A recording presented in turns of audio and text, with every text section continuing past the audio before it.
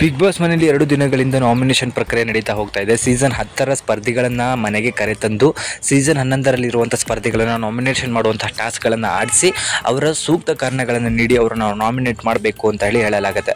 So ನಿನ್ನೆ 4 ಜನ ಒಬ್ಬರಂತೆ ಒಬ್ಬರು ಬಂದು ಹಲವಾರು ಟಾಸ್ಕ್ಗಳನ್ನು ಮಾಡಿಸಿ ಹೋದರು. ಅವ್ರು ಹೋದ ನಂತರ ಕೆಲವ್ರನ್ನ ಯಾರು ನಾಮಿನೇಟ್ ಮಾಡಿದ್ರು ಅವ್ರ ವಿರುದ್ಧ ಹಲವಾರು ಜನ ಜಗಳನ ಸ್ಟಾರ್ಟ್ ಕೂಡ ಮಾಡಿದರು.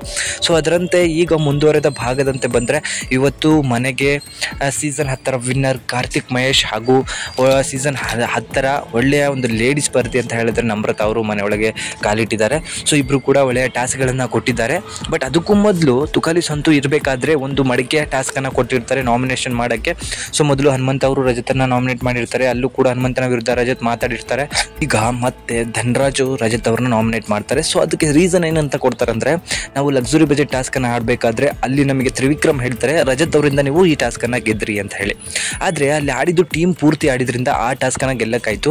ಬಟ್ ರಜತ್ ಅವರಿಂದ ಗೆದ್ದರು ಅಂತ ಹೇಳಿದ್ದು ನನಗೆ ಸರಿ ಅನಿಸಲಿಲ್ಲ ಅಂತ ನಾನು ರಜತ್ ಅವ್ರನ್ನ ನಾಮಿನೇಟ್ ಮಾಡ್ತೀನಿ ಅಂತ ಹೇಳ್ತಾನೆ. ಸೊ ಇದು ಯಾರಿಗೂ ಕೂಡ ಅರ್ಥನೇ ಆಗೋಲ್ಲ. ಯಾಕಂದರೆ ತ್ರಿವಿಕ್ರಮ್ ಅವರ ಒಂದು ಒಪಿನಿಯನ್ನ ತೊಗೊಂಡ್ಬಂದು ಇಲ್ಲಿ ನಾಮಿನೇಷನ್ ಮಾಡೋದು ಎಷ್ಟು ಮಟ್ಟಿಗೆ ಸರಿ ಅಂತ ಹೇಳಿ. ಬಟ್ ರಜತ್ ಅವರು ಎಂಥ ಕೋಪಿಷ್ಟ ಅಂತ ನಿಮಗೆಲ್ಲರಿಗೂ ಕೂಡ ಗೊತ್ತು, ನೇರವಾಗಿ ಮಾತಾಡೋನು. ಸೊ ಬಂದ್ಬಿಟ್ಟು ಚೈಲ್ಡ್ ನನ್ನ ಮಗ, ಗುಲ್ಡು ನನ್ನ ಮಗ, ಯಾವನೋ ಹೇಳಿದಂತಹ ಒಂದು ಒಪಿನಿಯನ್ ಇಟ್ಕೊಂಬಂದು ನನ್ನನ್ನು ನಾಮಿನೇಟ್ ಮಾಡಿದ್ದಾನೆ ಅಂತ ಹೇಳ್ಬಿಟ್ಟು ಧನರಾಜ್ಗೆ ಬೈಲಕ್ಕೆ ಶುರು ಮಾಡ್ತಾನೆ.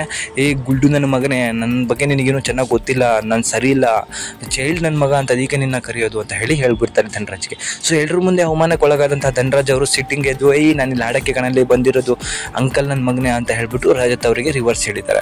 ಸೊ ಇಬ್ಬರು ಕೂಡ ದೊಡ್ಡ ಮಟ್ಟಕ್ಕೆ ಜಗಳ ಆಡ್ತಾರೆ. ಸೊ ಆಗ ಧನರಾಜ್ ಅವರು ಹತ್ರ ಹೋಗ್ಬಿಟ್ಟು ರಜತ್ ಅವರ ಕಪಾಳಕ್ಕೆ ಹೊಡೆಯುವಂಥ ಕೆಲಸ ಮಾಡ್ತಾರೆ. 2 ಕೈಯಿಂದ ಕಪಾಳಕ್ಕೆ ಬಾರಿಸ್ಬಿಡ್ತಾರೆ ಅಂಕಲ್ ಅಂತ ಹೇಳಿ. ಸೊ ಆಗ ರಜತ್ ಅವ್ರಿಗೆ ಸಿಟ್ಟು ಬಂದು 2 ಕೈಯನ್ನು ಹಿಡ್ಕೊಂಡು ಹಿಂದೆ ತಳ್ಳಿಬಿಡ್ತಾರೆ ಜೋರಾಗಿ. ಸೊ ಅಷ್ಟರಲ್ಲಿ ಪಾಪ ಅಲ್ಲೇ ಇದ್ದಂತಹ ಮಂಜಣ್ಣ ಅವರು ಹೋಗಿ ಜಗಳವನ್ನು ತಡೆದಿದ್ದಾರೆ. ಆದರೂ ಕೂಡ ಇಬ್ಬರು ತಳ್ಳುವಂತಹ ಕೈ ಮಿಲಾಯಿಸುವಂತಹ ಒಂದು ಸ್ಟೇಜ್ಗೆ ಹೋಗಿದ್ರು. ಸೊ ರಜತ್ ಅವರು ತಳ್ಳಿರೋ ಏಟಿಗೆ ಧನರಾಜ್ ಅವರು ಹಿಂದೆ ಹೋಗಿದ್ದಾರೆ. ಸೊ ಕಪಾಳಕ್ಕೆ ಹೊಡೆದಿದ್ದಾರೆ ರಜತ್ ಅವರಿಗೆ ಧನರಾಜ್ ಅವರು. ಇದನ್ನು ಬಿಗ್ ಬಾಸ್ ಅವರು ಯಾವ ರೀತಿ ತಗೋತಾರೆ ಅಂತ ಹೇಳಿ ಕಾದು ನೋಡಬೇಕು.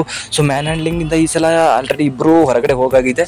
ಸೊ ರಜತ್ ಅವ್ರಿಗೆ ಕಾದಿದೆಯೋ ಧನರಾಜ್ ಅವ್ರಿಗೆ ಕಾದಿದೆಯೋ ಇನ್ನೊಂದು ಎಲಿಮಿನೇಷನು.